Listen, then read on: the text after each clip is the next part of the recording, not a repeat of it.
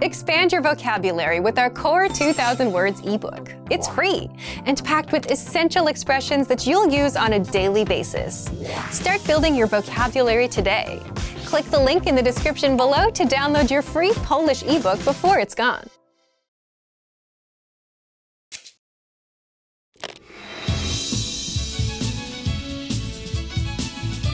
Cześć, mam na imię Joanna. Nadszedł wreszcie czas, by porozmawiać o drugim najpopularniejszym święcie w Polsce – o Wielkanocy. Jest to tak zwane święto ruchome. Oznacza to, że co roku wypada w inny dzień. I tak na przykład w 2014 świętować będziemy dnia 20 kwietnia, w 2015 5 kwietnia, w 2016 27 marca, a w 2017 16 kwietnia. Jaki jest obecnie najpopularniejszy tradycyjny sposób farbowania jajek na Wielkanoc? Podam Wam odpowiedź na koniec tego filmu. Wielkanoc jest świętem rodzinnym, wesołym, kolorowym, czasem kiedy to cieszymy się nadchodzącą wiosną. Jedną z wielu tradycji jest przygotowanie święconki, czyli koszyczka zwykle wiklinowego, z chlebem, jajkami, kiełbasą i chrzanem czy musztardą, przyozdobionego wiosennymi kwiatami i bukszpanem. Taki oto koszyczek niesiemy w przeddzień Wielkanocy do kościoła, gdzie zostaje on poświęcony przez księdza. W niedzielę wielkanocną, zanim zasiądziemy do świątecznego śniadania, wszyscy domownicy dzielą się święconką, życząc sobie szczęścia i pomyślności. Czymś, co ściśle wiąże się z Wielkanocą, są pisanki. W Polsce istnieje wiele tradycyjnych metod ozdabiania czy też farbowania jajek, które przetrwały do dziś. Pisanki to dokładnie jajka, na których rysuje się wzory za pomocą rozgrzanego wosku i następnie zanurza w barwnikach. Kraszanki natomiast to jajka gotowane w roślinnych wywarach. Niegdyś Kościół zabraniał spożywania jajek w Wielkanoc, jako że były one pogańskim symbolem nowego życia. Wielkanoc jest symbolem odradzającego się życia. Dla religijnych osób jest to czas obchodu zmartwychwstania Jezusa. Dla tych mniej wierzących czas, by spotkać się z rodziną, zjeść razem świąteczne śniadanie, pobawić się w ozdabianie jajek, jak i również przygotować specjalne potrawy. Tym, czego nie może zabraknąć na wielkanocnym stole, poza pisankami, są wszelkiego rodzaju potrawy wykorzystujące jajka. Żurek, biała kiełbasa, pasztet, najlepiej jeśli domowej roboty, oraz pascha, mazurek i babka. Sam stół jest zawsze przyozdobiony zajączkami, kurczaczkami, baziami, narcyzami, tulipanami i innymi wiosennymi kwiatami. W Polsce kolorowe jajka nie służą tylko do ozdoby, ale również do zabawy. Prawdopodobnie najpopularniejsza gra polega na stuknięciu jednym z końców jajka o koniec jajka przeciwnika. Ten, którego jajko nie pęknie, jest zwycięzcą i zabiera jajko przegranego. Walka trwa, aż oba końce jajka pękną. Każde wygrane jajko należy zjeść na szczęście. A teraz odpowiedź na wcześniejsze pytanie. Jaki jest obecnie najpopularniejszy tradycyjny sposób farbowania jajek na Wielkanoc? Najpopularniejszym naturalnym wywarem, w którym gotuje się jajka, by uzyskać odpowiedni kolor, jest wywar ze skorup cebuli, które zwykle trzeba zacząć zbierać na długo przed Wielkanocą. Wywar ten nadaje skorupkom jajek piękny brązowo-złoty kolor. I jak Wam się podobała ta lekcja? Dowiedzieliście się czegoś interesującego? Jak ozdabia się jajka wielkanocne w Waszym kraju? Zostawcie komentarz na polishpod101.com. Do zobaczenia następnym razem!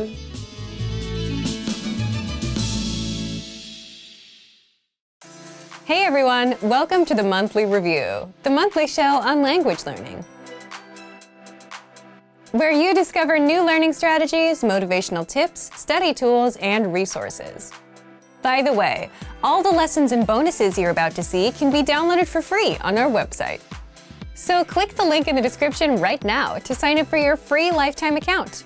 Okay, today's topic is, can busy people actually learn a language? You yourself probably have an answer to this question, right? But whether you can or can't actually has a bit more to do with your mindset than anything else. And in this guide, you'll discover, 1, is it possible for busy people to learn a language and the mindset needed? 2, mental bandwidth, the one thing that can make or break your language goals. And 3, 5 mindset tricks to make time for language. But first, if you're looking for new free language resources and downloads, here are this month's new lessons and resources. Be sure to download these now before we take them down in a few days. First, the Talking Online PDF cheat sheet. Learn the must-know internet slang and all the internet-related vocab and phrases in your target language with this PDF cheat sheet. And second, the 40 words and phrases for ordering food writing workbook. With this free resource, you'll pick up must-know words and phrases for the restaurant and practice writing them out as well. To get your free resources, click the link in the description below right now. They're yours to keep forever. Can busy people actually learn a language? Part 1. Is it possible for busy people to learn a language and the mindset needed? So, can busy people actually learn a language? What do you think? Leave us a comment and let us know. As much as we want to say yes, it's more of a yes or no depending on the person. Why yes? Yes, because many of our members are busy and are learning with our system. And some of you who are watching also fall into this camp. But it also depends on the person because it's more of a mindset thing. Either you think you have time or you don't. For example, many of our members fall into the group of can learn and can find the time, even if they're busy. If you're busy and still want to learn, if you look around, you can always find 5 or 10 minutes a day, like on a commute. Now, if your mindset is the opposite, if you think you can't learn a language or you don't have time, you won't even try, even if you had a resource that was proven to work. Part 2. Mental bandwidth, the one thing that can make or break your language goals. And if you think about it, if you had all the time in the world but felt like you couldn't learn a language, you wouldn't try either. Again, this is why it comes down to the mindset and why it all depends on each individual person. Either you think you can or you think you can't. But it may not always be this black and white either. It can also depend on your mental bandwidth too.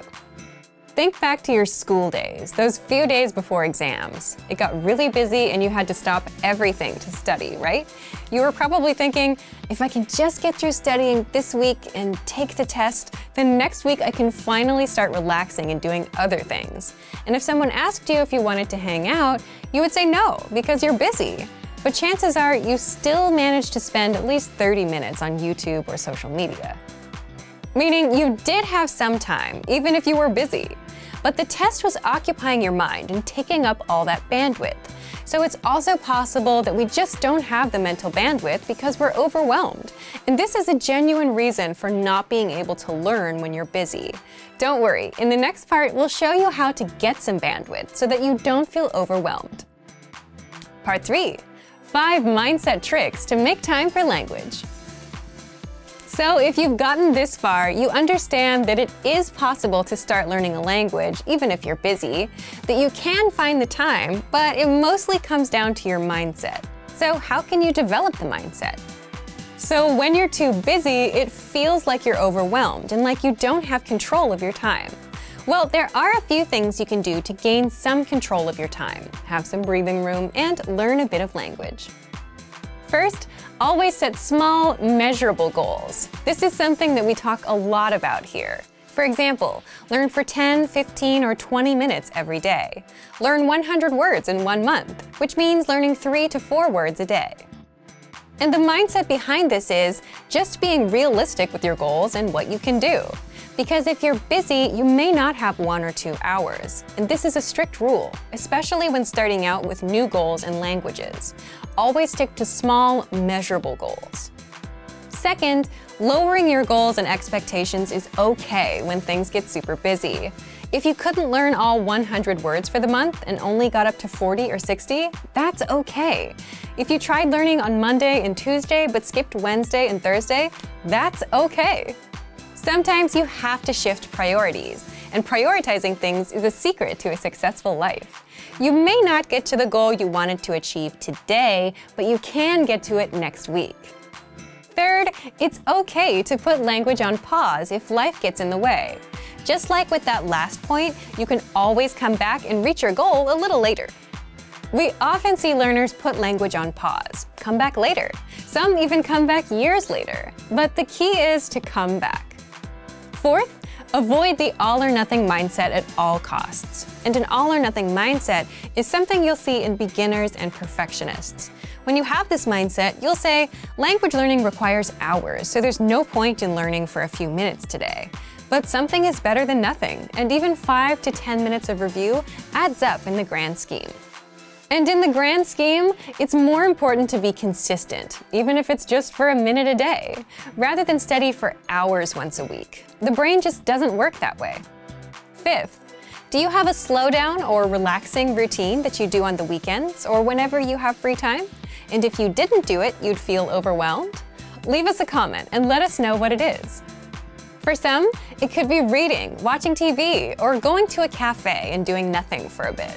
You're there on your own, you don't have much to do in front of you, even if it's just 10 or 15 minutes. And if you're settled, you start feeling in control. And that's the point you have some mental bandwidth. You can start doing some time management and plan your week out.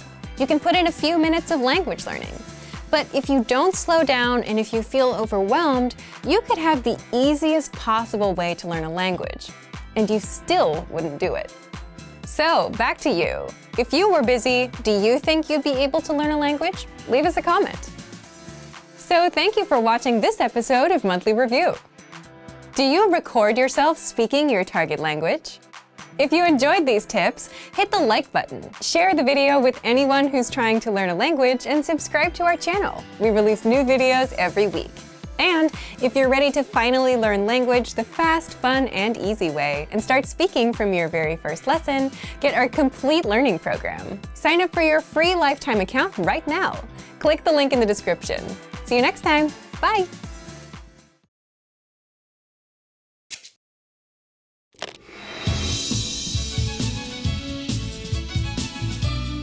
Cześć, mam na imię Joanna.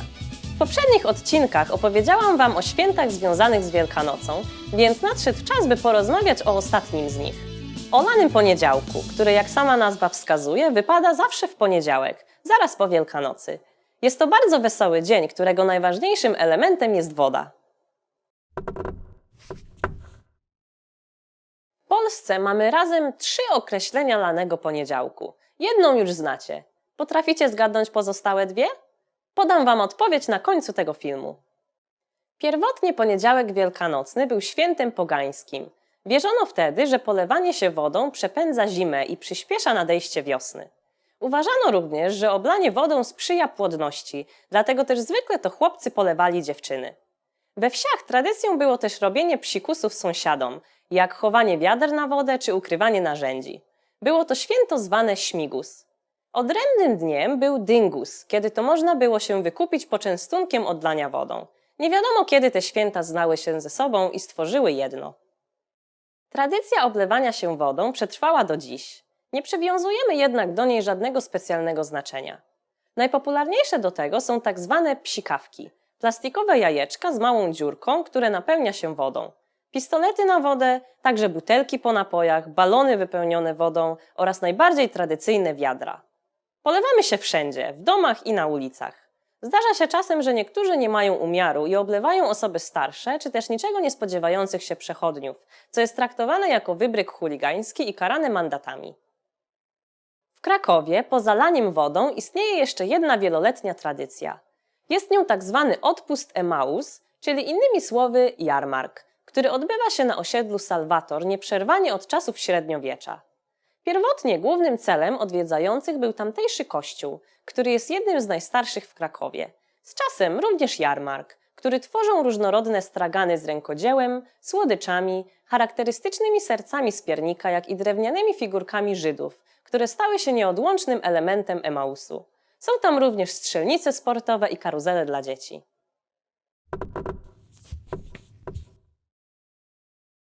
Ciekawostką jest to, co dzieje się co roku w lany poniedziałek w Kazimierzu Dolnym. Tam od 1903 roku, kiedy powstała Ochotnicza Straż Pożarna, strażacy wjeżdżają na sygnale na rynek i oblewają przechodniów i kamienice wodą z działek wodnych. A teraz odpowiedź na wcześniejsze pytanie. W Polsce mamy razem 3 określenia lanego poniedziałku. Jedną już znacie. Potraficie zgadnąć pozostałe dwie? Lany poniedziałek możemy również nazywać poniedziałkiem wielkanocnym, jako że jest on na następny dzień po Wielkanocy. Drugą nazwą jest śmigus dyngus. Jeśli słuchaliście uważnie, na pewno wiecie dlaczego. I jak Wam się podobała ta lekcja?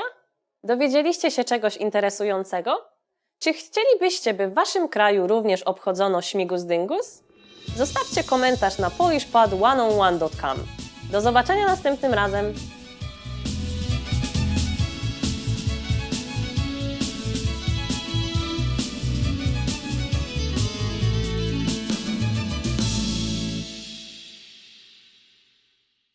Hey everyone, welcome to the Monthly Review, the monthly show on language learning,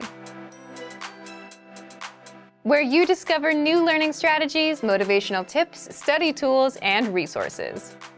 By the way, all the lessons and bonuses you're about to see can be downloaded for free on our website.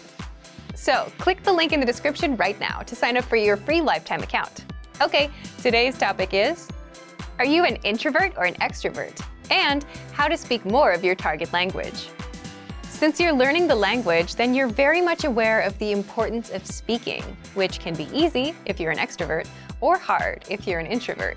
So, how can you speak more if you're on the shy side? Keep watching this month's episode. You'll discover who learns faster, extroverts or introverts, why learning a language can help you become more extroverted, and 5 ways to speak more, even if you're an introvert. But first, if you're looking for new free language resources and downloads, here are this month's new lessons and resources. Be sure to download these now before we take them down in a few days. First, the Sport and Exercise Conversation Cheat Sheet. Want to talk about fitness in your target language? You'll learn over 50 words and phrases for sports and exercise with this brand new cheat sheet. Second, the 40 words and phrases for ordering food writing workbook. With this free resource, you'll pick up must-know words and phrases for the restaurant and practice writing them out as well. Third, the top 12 April Fool's phrases. Want to be able to say some outrageous phrases in your target language for April Fool's Day? Then you'll want this April Fool's phrase list. Fourth, can you talk about your bones in your target language? Learn how to say words like skull, ribs, spine, and much more with this quick vocab bonus. Fifth, 20 must-know jewelry vocabulary. Do you know how to say earrings or necklace in your target language? If you don't, then this vocab lesson is for you. To get your free resources, click the link in the description below right now. They're yours to keep forever. Okay, let's jump into today's topic. Are you an introvert or an extrovert? And how to speak more of your target language. Part 1. Do extroverts or introverts learn languages faster? If you've ever wondered whether introverts or extroverts learn the language faster, there have been studies done on this. And as you'd expect, extroverts do have an advantage when it comes to speaking and overall conversational skills.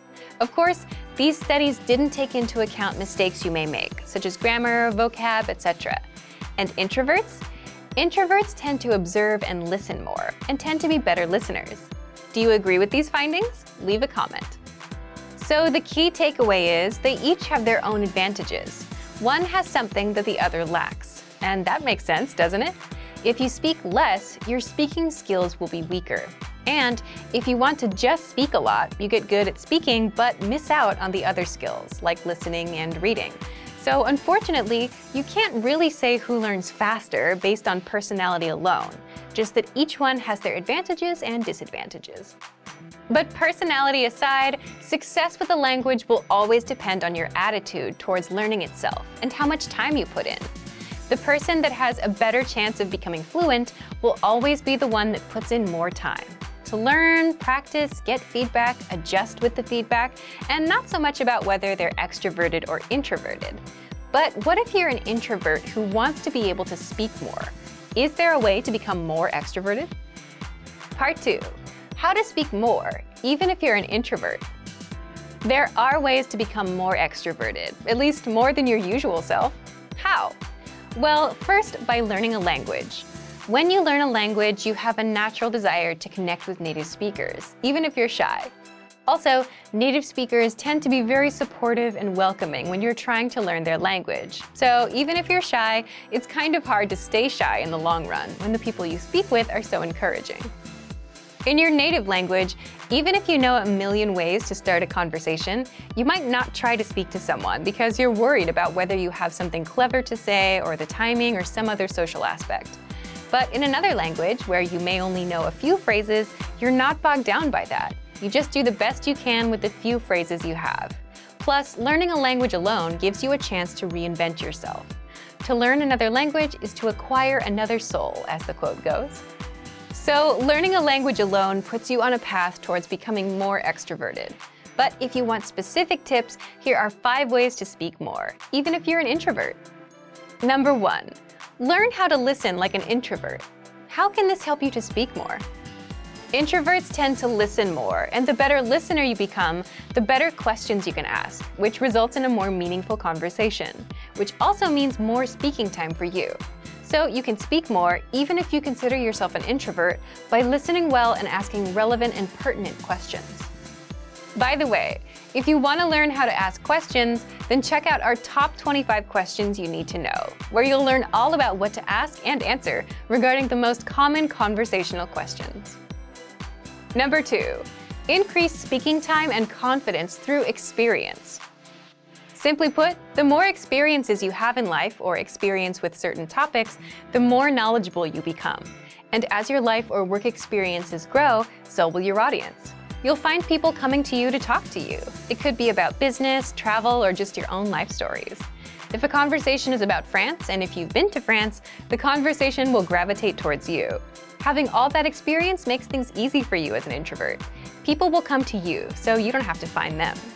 For a language learner, the tricks are to 1. Be knowledgeable about something, and 2. Be able to talk about your experience in the target language. Number 3. Find the right audience. Imagine talking to someone that's not interested in learning languages. They'll give you 100 reasons why they can't learn, never reasons why it might work out for them, right? But when you're talking to an audience that's interested in languages, then you can have a conversation that could go on for hours. So find the right audience to share with. With language learning, it means you need to find native speakers that share the same hobbies or interests as you. Number 4, talk about what you know best. The introvert-extrovert dynamic also depends on how much you know about a topic and what you're most comfortable with. There are topics you may not know enough about, so you won't talk as much. But even the biggest introvert can become a confident speaker once you touch upon a topic they know well. That's where they shine. So if your goal is to be more extroverted, then focus on the things you know about. Or you can always gain experience in topics you don't know much about so you can speak more. Number 5, create opportunities to speak. How? Well, it's hard to stop a stranger and start talking with them without any context, right? But what if you need help finding something at a store, or have a question about a dish at a restaurant? Then it's much easier since you're there with a purpose. So you can create these opportunities by going to a restaurant from the country that speaks your target language and speaking with the staff, or asking a taxi driver a question, or asking staff at an information booth a question. So to recap, if you want to speak more, even if you're an introvert, 1. Listen like an introvert. 2. Increase speaking time and confidence through experience. 3. Find the right audience. 4. Talk about what you know best. And 5. Create opportunities to speak. So thank you for watching this episode of Monthly Review. Next time, we'll talk about how tipping points will bring you closer to your language goals. If you enjoyed these tips, hit the like button, share the video with anyone who's trying to learn a language, and subscribe to our channel. We release new videos every week. And if you're ready to finally learn language the fast, fun, and easy way and start speaking from your very first lesson, get our complete learning program. Sign up for your free lifetime account right now. Click the link in the description. See you next time. Bye!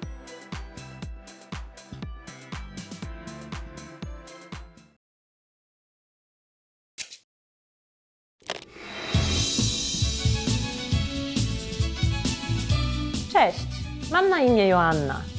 Czy słyszeliście kiedykolwiek o dniu zwanym Tłusty Czwartek? Nie? Więc koniecznie zostańcie ze mną do końca tego odcinka. Tłusty czwartek nie jest świętem narodowym, ale to wcale nie powstrzymuje nas od świętowania, które po raz kolejny wiąże się z jedzeniem. Jeśli dać temu dniu inną nazwę, byłby to Dzień Pączka i przypada on na jeden z dni lutego. Jaki okres roku zamyka tłusty czwartek? Dla podpowiedzi jest to bardzo radosny i głośny okres roku. Podam Wam odpowiedź na końcu tego filmu. Tłusty czwartek jest tak zwanym świętem ruchomym, co oznacza, że praktycznie każdego roku wypada w inny dzień. Wszystko zależy od Wielkiego Postu, którego data za to zależy od święta Wielkanocy, której data i tak dalej. Wyliczenie daty jest bardzo skomplikowane, więc każdy z nas po prostu zagląda do kalendarza. W roku 2014 tłusty czwartek będzie 27 lutego, w 2015 12 lutego, w 2016 4 lutego, a w 2017 23 lutego. Jak łatwo się domyślić, tłusty czwartek jest dniem obżarstwa, ale nie byle jakiego. W tym dniu królują pączki. W cukierniach smaży się ich o wiele więcej niż zwykle. W supermarketach półki aż uginają się od różnego rodzaju pączków, które to w polskiej wersji nie mają dziurki w środku. Najpopularniejszym rodzajem jest pączek pokryty lukrem z truskawkowym nadzieniem. Drugim bardzo popularnym elementem, tym razem domowej roboty, są faworki. Jest to jedyny dzień w roku, kiedy smażymy faworki, bo wymagają dużo pracy, a zjada się je w mgnieniu oka. Co więc robimy poza obiadaniem się samemu? Obdarowujemy faworkami lub pączkami innych. Szef w pracy zwykle kupi pączki dla pracowników. Pracownicy również dla siebie nawzajem. Jeśli spotykacie się ze znajomymi w ten dzień, kupcie po pączku dla każdego, bo i wy dostaniecie po jednym.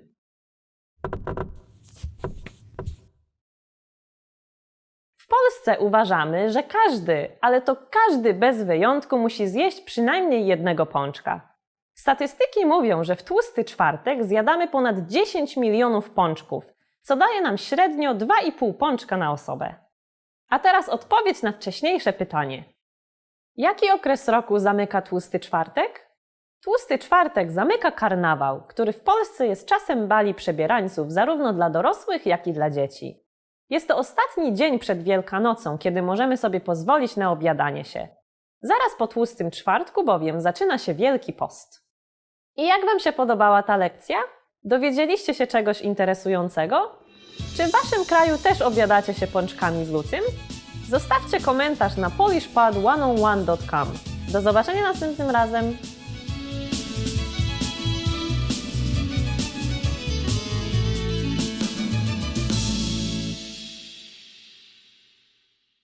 Hey everyone, welcome to the Monthly Review, the monthly show on language learning,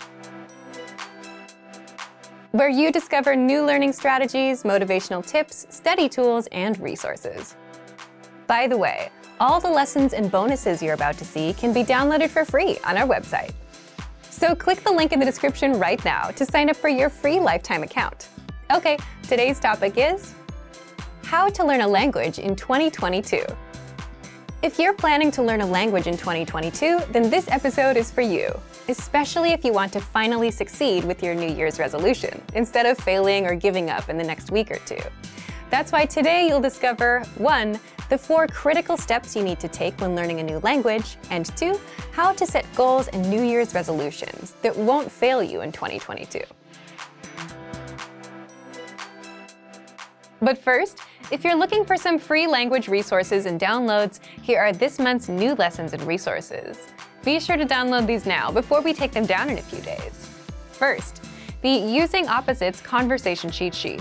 With this new cheat sheet, you'll learn common opposite adjectives like near and far, hot and cold, and grammar rules on how to use these words in a sentence. Second, the How to Say Goodbye PDF Writing Workbook. With this printable PDF, you'll pick up some common parting greetings and be able to practice writing them out. Third, can you talk about cars in your target language? Learn how to say words like tire, windshield, headlights, and more with this quick vocab bonus. Fourth, must know words and phrases for public transportation. Learn how to say ticket, bus, train, and much more with this quick 1-minute lesson. Fifth, the 10 habits of highly effective language learners. Wondering which habits will help you succeed with language learning? Then check out this free lesson. To get your free resources, click the link in the description below right now. They're yours to keep forever. Okay, let's jump into today's topic. How to learn a language in 2022. Part 1. The 4 critical steps you need to take when learning a new language. Every time you start a new language, you should start with 1. Goals, 2. Anchor points, 3. Grammar, 4. Reading. What are these 4 steps, and why do you need them to succeed with language learning? Let's jump in. The first one is goals.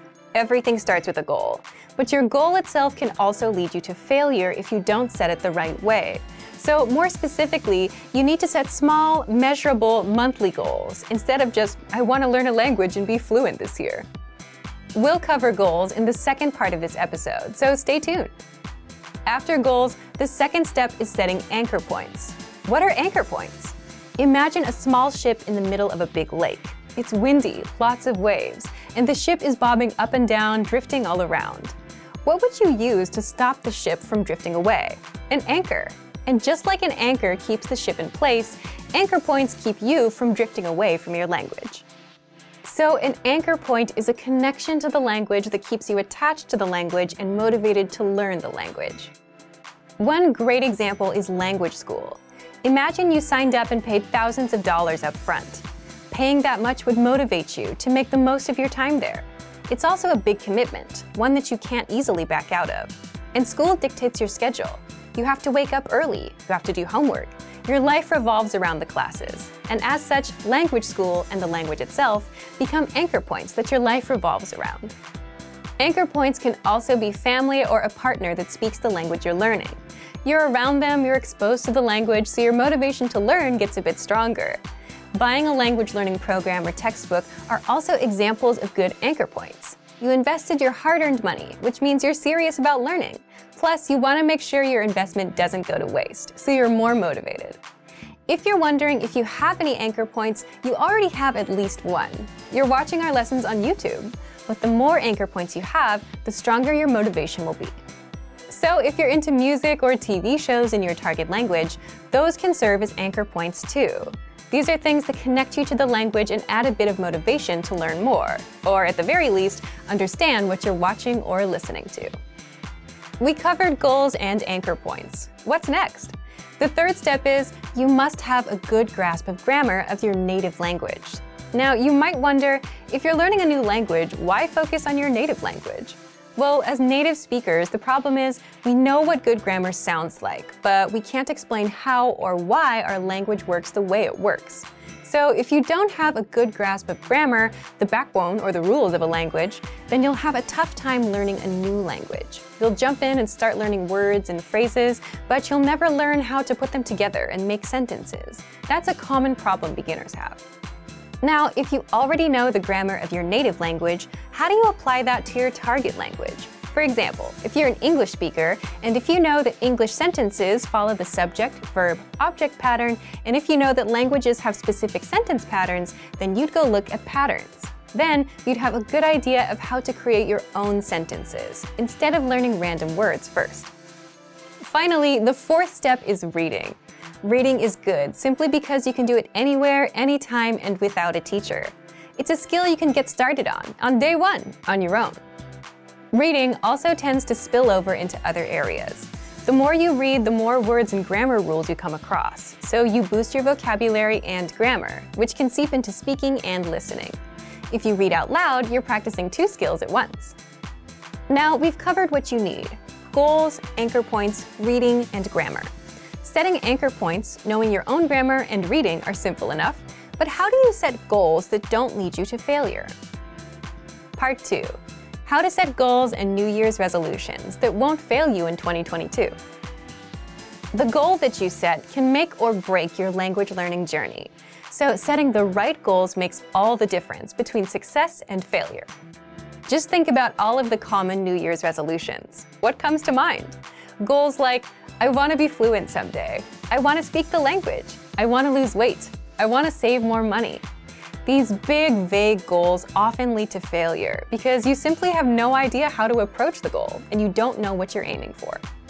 Instead, your goals should be small, measurable, and monthly. For example, speak 1 minute of conversation by the end of the month. Learn 100 words by the end of the month. Finish Chapter 1 of your language textbook by the end of the month.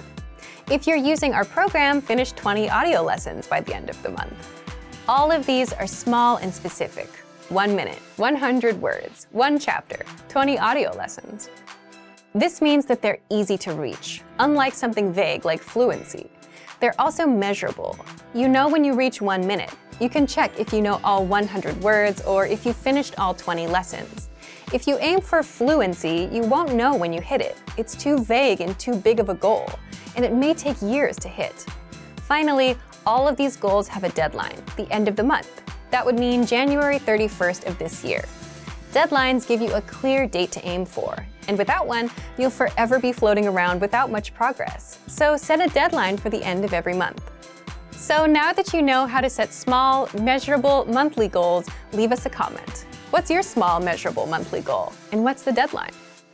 So thank you for watching this episode of Monthly Review.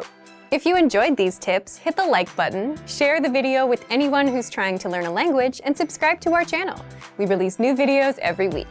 And if you're ready to finally learn language the fast, fun, and easy way and start speaking from your very first lesson, get our complete learning program. Sign up for your free lifetime account right now. Click the link in the description. See you next time. Bye!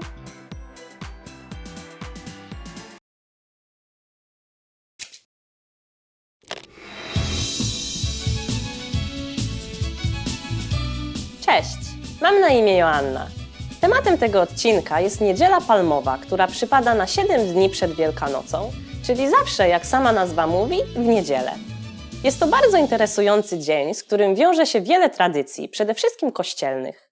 Dlatego też nie każdy świętuje w ten dzień. Niedziela Palmowa obchodzona jest w Polsce od średniowiecza i upamiętnia przybycie Jezusa do Jerozolimy.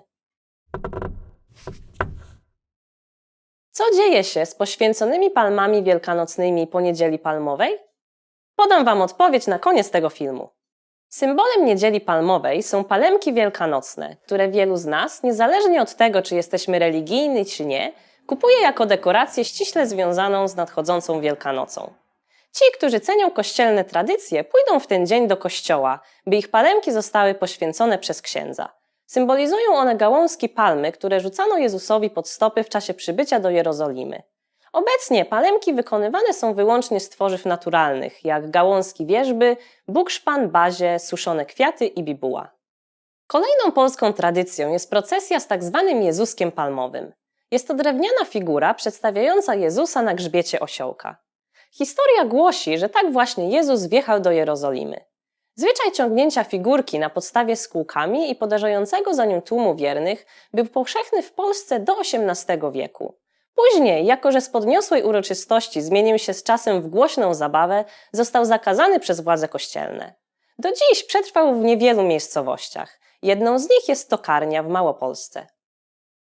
Innym tradycyjnym elementem obchodów Niedzieli Palmowej są tak zwane pucheroki. Zwyczaj ten powstał w Krakowie i z czasem przeniósł się także do pobliskich wsi.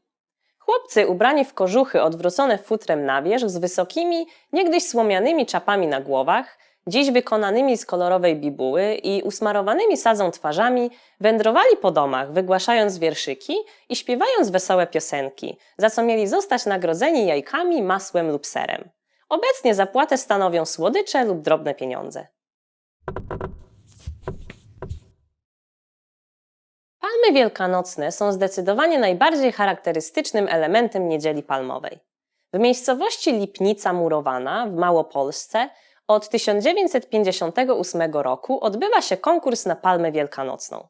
Tamtejsze palmy zaskakują pięknem, jak i rozmiarami. Największa dotąd wykonana ma 35 metrów i 10 centymetrów. A teraz odpowiedź na wcześniejsze pytanie.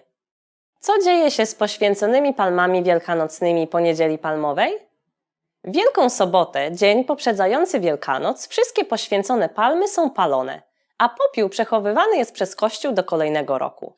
Wtedy zostaje on użyty w Środę Popielcową, kiedy to ksiądz posypuje nim głowy wiernych. I jak Wam się podobała ta lekcja? Dowiedzieliście się czegoś interesującego? Czy w Waszych krajach też istnieją palemki wielkanocne? Zostawcie komentarz na polishpad101.com. Do zobaczenia następnym razem!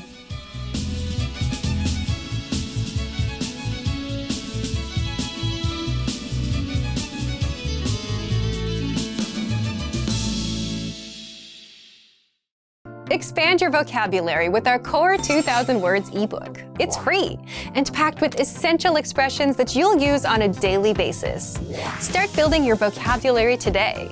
Click the link in the description below to download your free Polish ebook before it's gone.